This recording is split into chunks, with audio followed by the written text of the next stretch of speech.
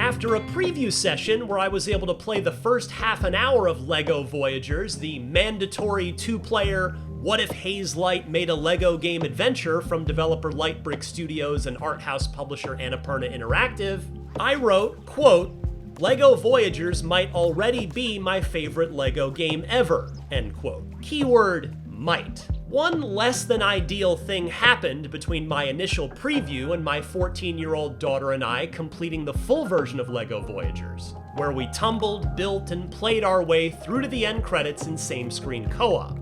It ended all too quickly. It left us disappointingly unfulfilled because it ended just as it seemed like it should be hitting its stride.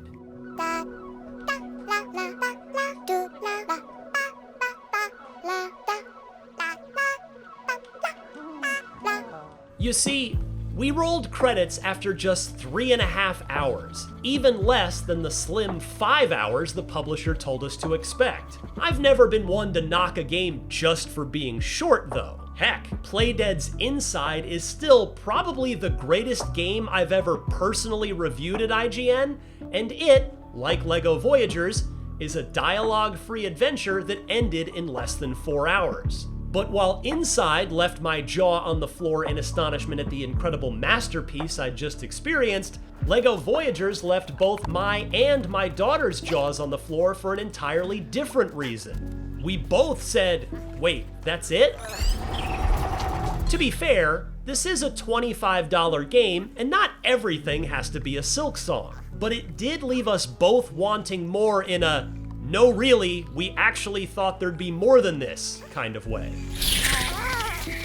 I'm getting that gripe out of the way up front to set expectations, because outside of the all too soon end of the campaign, I love almost everything else about LEGO Voyagers.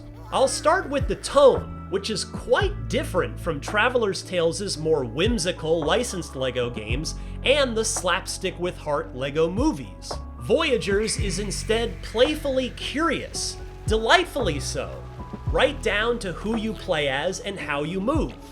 You and your co-op partner are just nameless, voiceless, one-by-one bricks, one red and one blue, both with a single, mildly expressive eyeball attached to one side, and you simply roll your way around the LEGO-built world with fairly believable physics bouncing you around the play spaces.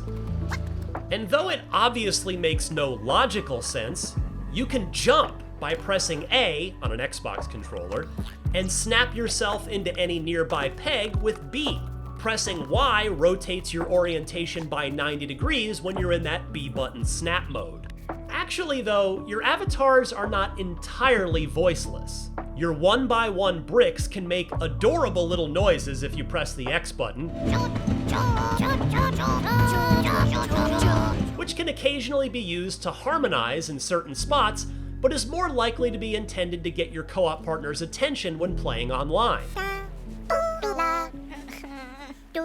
On that note, kudos to Annapurna for following Hazelight's lead and offering a Friends Pass that allows you to play with a friend online using only one copy of Voyagers. Our adorable one-by-one bricks instantly make for likable protagonists in an almost Pixar-ish kind of way. I appreciate the little touches, like how the blue one starts with a beach bucket on its head. The music, which doesn't always play but makes an impact when it does, plays a big part in establishing Voyagers' playful vibe, too.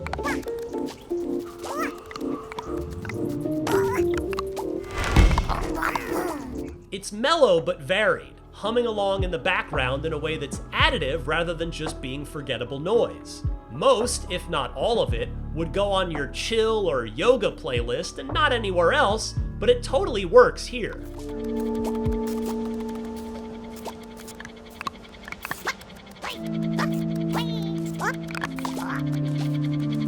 I also want to commend the authentic art direction and visual identity of Voyagers, which is decidedly less cartoony compared to the licensed LEGO games. It goes for a sort of realism, with every piece in the diorama-like worlds looking like the shiny plastic its real-life counterpart is. complete with the LEGO word mark stamped into every brick. The soft daytime lighting baked into many scenes has a warmth and serenity to it that gives it a relaxing, mellow, and playfully curious tone, and the use of light and shadow helped draw me in immediately. That these sets sometimes have water flowing through them or surrounding them only adds to the believability of these being actually constructed LEGO sets that you're observing from above as an omniscient participant. Furthering that easygoing atmosphere is the complete and total lack of any penalty for death whatsoever. When, not if, you tumble off the edge of a scene or miss a jump and plunge off the side, you'll instantly reappear right where you last were prior to your mistake. It's completely low stakes and encourages goofing off, so when you snap yourself onto your co-op partner and roll both of you off a ledge or fling them off a bridge you're supposed to be holding down for them to cross, they can't even be too mad about it until the 5th or 6th time you pull the same trick. There's never any direction given, but intuitively we immediately understood that your goal in a game like this is to get from point A to point B. In the early part of the campaign, that's accomplished by simply picking up loose bricks from around the scene and working together to assemble them into makeshift bridges to cross gaps. In true LEGO spirit, there's no single right way to build your path forward.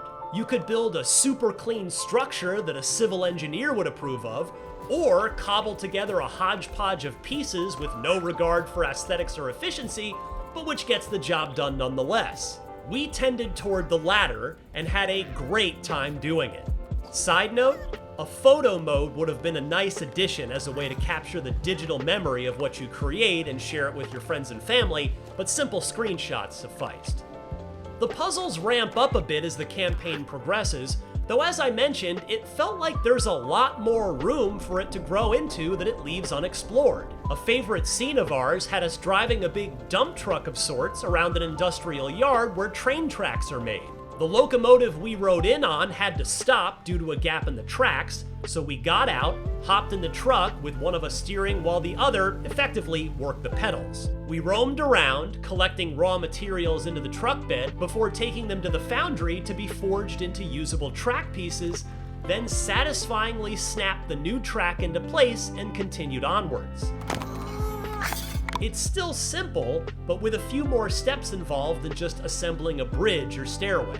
We also had fun with a series of mini-games near the end of the story that I won't spoil here, except to note that they're particularly finicky physics-based challenges that might be quite tricky for younger gamers that are likely to be drawn to Voyagers and its E for Everyone ESRB rating.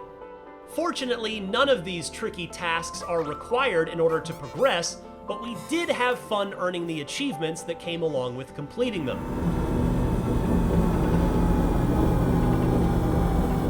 Though puzzles make up the meat of the gameplay, there's also a bit of freedom to play around in many scenes. My daughter and I found ourselves racing to be the first to pop every flower we came across by rolling over it, and there are a ton of them throughout the entire campaign, even though there are no actual rewards for doing so. There are also fun little breaks you can take, such as by each hopping on a teeter-totter or sitting next to each other on a bench. They're absolutely not required, but they make for fun little pit stops along the golden path, and another idea that those of us who played Split Fiction earlier this year might recognize. If I were to levy one more complaint against LEGO Voyagers, it's that neither my daughter nor myself quite got what the meaning of the completely wordless story was supposed to be. In the opening moments, the one-by-one brick avatars watch a rocket launch go awry. They spend the next handful of hours trying to get to the rocket facility, and I suppose you'll see what happens. But if there was a moral to the tale here in the way you might expect from watching Wall-E or playing a game like Tunic, both of us missed it.